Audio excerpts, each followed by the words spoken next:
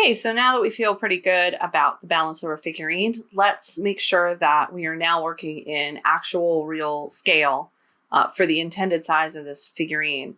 Since we're going to start getting into sculpting out some of these details, and the thickness is really going to start to matter. Up until this point, our volume has been really general and really thick, so we haven't really had to worry about that just yet. All right, so I am in a scene, and if you're using this physics demo scene, all of these scene settings will also be already set for you, but I want to show you where this is in Blender so that when you start up a new project, you can make these settings for yourself as well. So we're using the unit system inside of the scene properties tab. We're using a metric unit system. The unit scale is 0.01 and our length is in centimeters. So if you prefer feet, you can go ahead and do that, but I like to work in centimeters and millimeters as that is the common way that a lot of 3D printing programs like Preform or Cura are configured. So, all right, so right now she's at a very, very teeny weeny 5.46 centimeters, which is really small. I would like to see her a bit bigger than that. And in my hands, I do have a small ruler, and this is definitely like walk around your room. If you grab have a foot ruler or a centimeter ruler, pick that up and just start sort of looking around your space and going about, when I see this in real life, about how big do I expect it to be in comparison? So I think I'd like it at least the size of a coffee mug, maybe a little bit bigger, which is to say, I think I'd like to see this somewhere in the ballpark of 15 centimeters tall, from the top of her horn down to the base. In Blender, we don't really need to do any scaling, actually, but this at least allows us to see where we are. But let's go back over to ZBrush now and set that scale. Now that we're back here in the tool, our working tool, we do need to remember to edit the horns and the base. So what I'm going to do is go to the bottom here, and I have one of those tools selected that was this merged U-mesh. I'm going to append it. And here it is right here at the end. And so now I just have that copy in here, and then I can just use that as a guide to readjust our original tools. In addition, now let's set the scene scale. So I'm going to append another cylinder 3D, and I want that down at the bottom. I'm going to select that tool. I'm going to turn off live boolean and turn off this line fill for now, and go into the scale tool for the gizmo. So I'm going to go first. I want this cylinder to encapsulate the entire figurine. So I want it to be the full size scale measurement.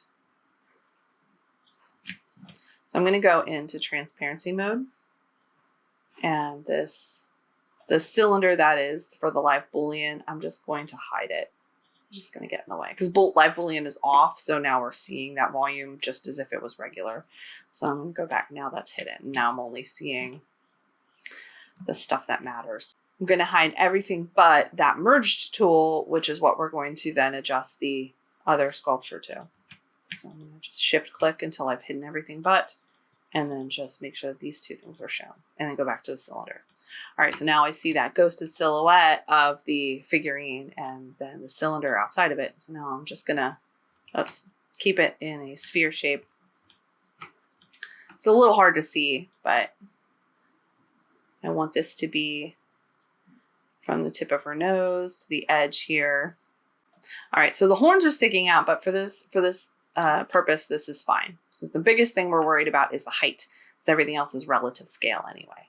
So I'll go up to the top here, and I've got to scale this up so that the bottom of the cylinder matches the base and the top of the cylinder matches the top of the head.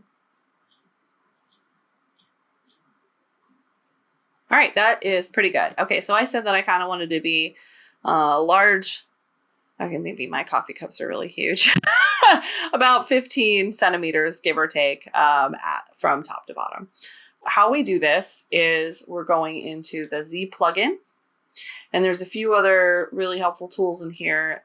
And the one that we're looking for is Scale Master. So before we enter into this, it is important that you're already selected on the cylinder that we just scaled up. So just as a note. So the first thing we want to do is sliders to subtool size. Also make sure that you have millimeters selected. All right, so if we click this is, if you remember when we were in Blender, this is probably about where it was, right? So the Y and the Z are inverted in ZBrush and Blender. So ZBrush's Y is Blender's Z.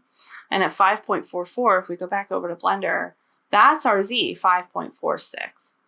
So that's awesome. So they're kind of, by using this scale, so the connection between ZBrush and Blender in terms of relative units exists. And because we're using this 0.01 metric centimeter scale, I know that it's going to come into as centimeters. So that's why I use this level of scale in my Blender projects.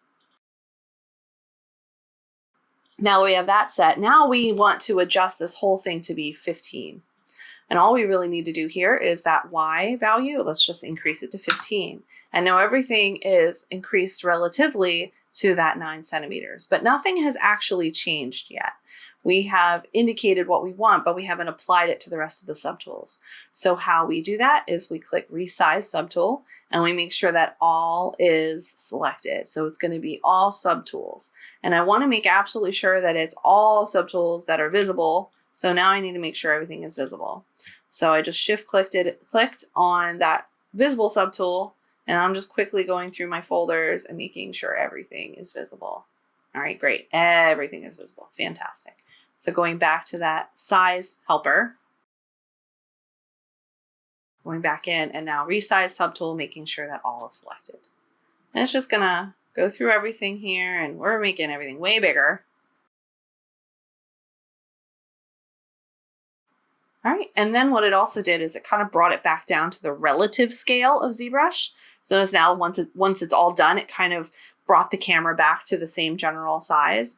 And that's really important because we want our brushes to still be of a decent size. You know, if we just straight up scaled it, this could be my maximum brush size, which is going to be incredibly troublesome when we're actually scaling. So you notice though, this isn't quite as huge as it used to be, so that it did change the relative ZBrush scale a little bit, but not enough to really be a problem. All right, so now that that's done, let's save this out again. All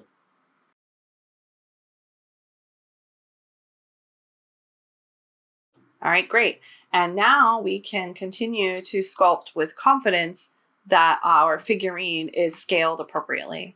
And then we can begin to use other tools to gauge the thickness of things in real world scale by using Blender and ZBrush.